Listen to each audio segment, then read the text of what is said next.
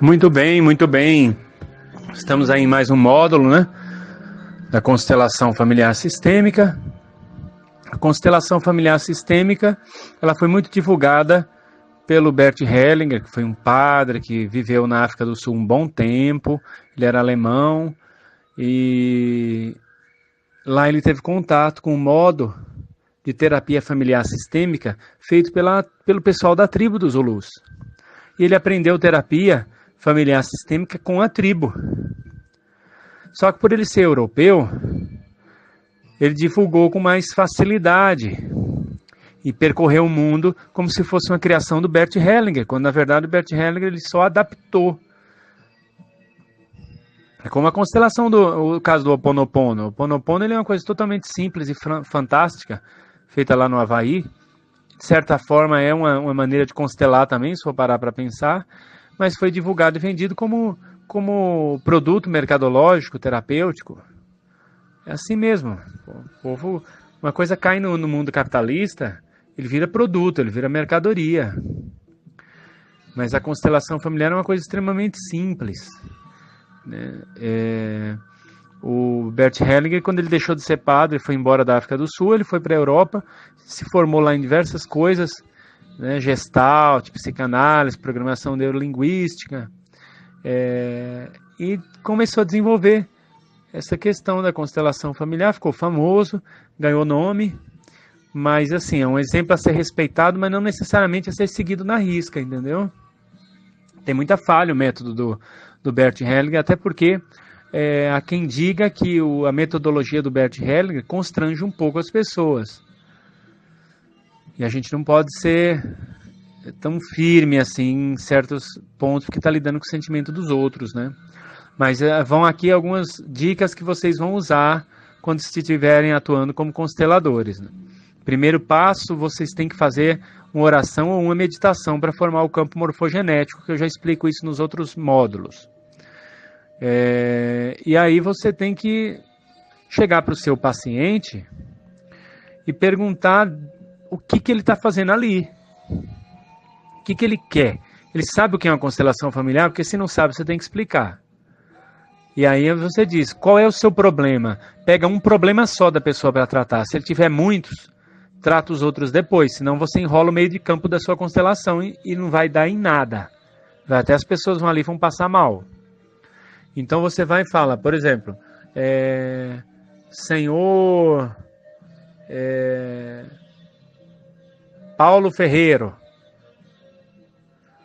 qual é o seu problema? Ele vai dizer, eu tenho um problema que eu não aceito a minha nora. Por quê? Porque ela é folgada. Aí o que é folgada para o senhor? Ela chega em casa querendo mandar, a gente acolheu ela como uma filha, agora ela trata a gente como se fosse um nada, ela grita com a gente em casa, ela chuta nossos cachorros quando chega em casa, ela joga água nos passarinhos de propósito, tá lá fingindo que tá lavando as coisas, de repente esguicha com a mangueira. Nossa, então ela também é desrespeitosa, desrespeitosa. Por quê? Ela sempre foi assim? Não, no começo ela não era assim. Muito bem. Qual é a sua relação com ela? Assim, a família, sua família com a família dela, vocês conhecem? Ela se dá bem com toda a sua família? O problema é só com o senhor, com a sua esposa? Se dá bem com seus outros filhos?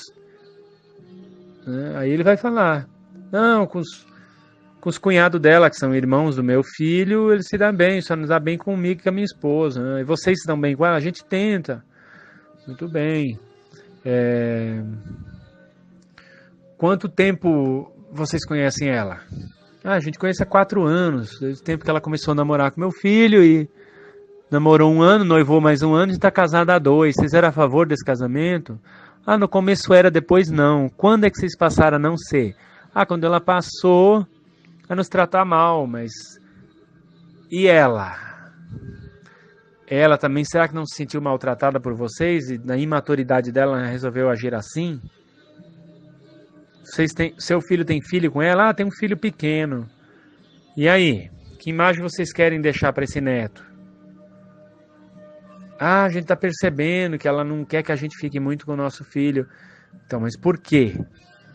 Como era a sua relação com seu pai e com a sua mãe? Aí você já pergunta para o seu paciente. Já vai tocando na ferida, entendeu? Enfiando o dedo. Vai enfiando o dedo e rodando, para ele sentir que você já está mexendo no emocional dele. Você amava seu pai? Alguma vez você já olhou nos olhos do seu pai e viu se ele tinha amor por você? Algum momento você desejou ser abortado, renegou, falou que não queria ter sido filho do seu pai, filho da sua mãe? Ah, não, como é que eu ia falar uma coisa dessa? Como é que pode? Eu amo meu pai de paixão, minha mãe, que Deus os tenha. Será? E aí você vai se aprofundando para ver se... Aí você já sabe que você vai ter que trazer os pais dele para a constelação ali. Né? Vai ter que fazer todo esse trabalho. A nora, seu filho, o neto, aliás, o filho dele, o neto... Já são aí 5 pessoas. A esposa do camarada, 6. O ideal é não tratar com tanta gente assim, não. Nesse caso, já começa com 6 pessoas, mais ele, 7, já tá bom. Depois deixa o campo morfogenético ir falando. Mas vocês vão ver isso na parte prática, gente. Nos vídeos. Fiquem tranquilos. Depois de você fazer essa rápida entrevista com o paciente... O outro passo é isso, é escolher o número de pessoas que vão trabalhar na constelação. Tanto pode ser você que escolha, ou você pede para a pessoa escolher quem vai ser o pai dele, quem vai ser a mãe. E aí você pede para o seu paciente dizer onde é que cada um vai ficar, se vai ficar um atrás do outro, do lado.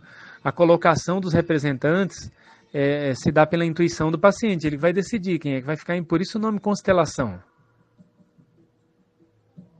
E aí você começa a ver o que se passa na constelação. A constelação mostra que a atenção do cliente vai estar focada em alguém. Às vezes é no pai, no filho. E aí você vai começando a ver como é que eles trocam os olhares entre eles. Entendeu? Um outro processo também... existem 2 formas básicas de trabalhar a constelação familiar.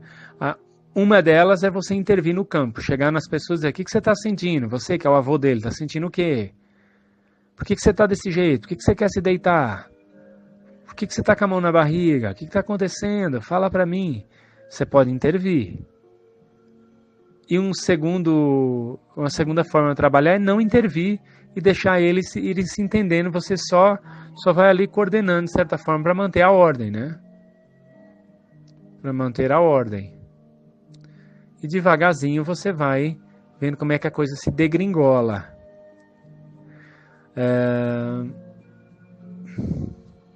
Quando você perceber que já deu, que não pode demorar muito também uma constelação. 20 minutos de constelação tá bom demais. Porque a solução de uma constelação, ela oferece aos participantes a tiração de um peso do coração. A sensação de paz que fica após um trabalho de constelação familiar não tem dinheiro que pague. Né? Aí você pode pensar, mas por exemplo, fulano foi o vô do camarada lá. Como é que ele se desvincula do vô da pessoa? Ele não vai levar para casa essa energia? Não vai. Na medida que alguém desempenha o papel de representante de um avô, de um filho, seja do que for, na constelação familiar de um paciente,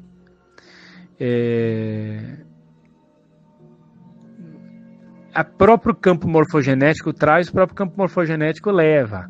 É claro que uma prece do fundo do coração, pedindo para os amparadores que auxiliam naquele processo, darem os devidos encaminhamentos a cada personagem que participou dali, é decisivo. Eu costumo até falar que no final é bom fazer uma limpeza com a chama violeta. Eu costumo falar. Porque o campo de energia, o campo morfogenético, ele é muito sensível. Né? Então, devido proporcionar assim, essas mudanças muito profundas e intensas, é óbvio, né, que as conexões são muito fortes. Mas o ideal é deixar que a energia siga seu curso livremente.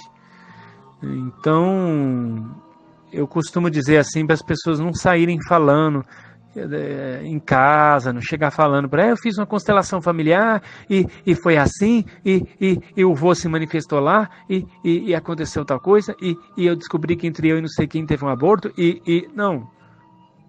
Se não tem maturidade para participar de uma constelação familiar, nem deixa a pessoa participar.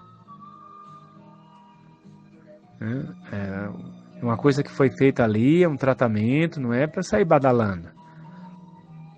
Porque a constelação familiar acabou ali, mas no universo ela continua acontecendo. No registro akáshico, ali no éter cósmico, ela continua acontecendo e tratando daquelas pessoas. Então é importante ter um respeito total pelos antepassados, não ficar falando na situação que aconteceu. Quando a gente monta uma constelação familiar sistêmica, o que é colocado ali em questão deve permanecer ali. Deve permanecer ali. Então, o sucesso da constelação depende também dessa responsabilidade individual que a pessoa vai ter com aquilo que ela acabou de participar. Agora, é claro que tem gente que vai procurar textos, pretextos e desculpas e culpas das mais diversas para continuar culpando os outros pelo que está acontecendo em sua vida, simplesmente para não assumir que é infeliz por conta própria. Tem gente que não tem a capacidade de assumir que ela é infeliz por conta própria, que ela é responsável pela sua felicidade ou sobre a sua infelicidade. Então ela vai sempre culpar alguém. Então, com essas pessoas aí, a constelação familiar não tem muito êxito. Você tem êxito para os ancestrais delas, para os antepassados delas, cura os antepassados dela, mas ela não. Ela não, porque ela precisa ter alguém para ela culpar pela infelicidade dela. Ou ele precisa ter alguém. Então, é importante. Com o tempo você começa a definir os tipos de pessoas que são tratáveis ou não numa constelação. Então, nos próximos áudios a gente vai falar sobre outras coisas também bastante interessantes.